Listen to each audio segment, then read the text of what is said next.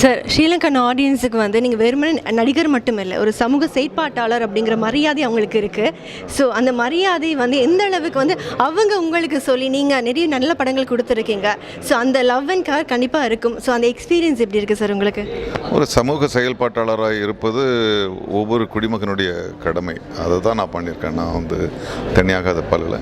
ஏன்னா மனித இயல்பே ஒருவரோடு ஒரு கை சேர்த்து கை கோர்த்து முன் செல்வது தான். அதைத்தான் நான் பண்ணுகின்றேன். ஈழத்தமிழர்களின் அழுத்தம் எனக்கு தெரியும், அவருடைய மகிழ்வும் தெரியும், வலியும் தெரியும். ஸோ அவர்களுக்கு நல்ல ஒரு எதிர்காலம் அமையவே என்னுடைய விளைவு. தமிழா இந்த யூடியூப் சேனல் வெற்றி பெற வாழ்த்துக்கள். தமிழ் சமுதாயத்திற்கு வெறும் பொழுதுபோக்கினை மட்டுமல்ல, அறிவு சார்ந்த விஷயங்களையும் விஞ்ஞானத்தையும் உலக அரசியலையும் கொண்டு சேர்க்க வேண்டும் என்றே என்னுடைய விருப்பம். வாழ்த்துக்கள்.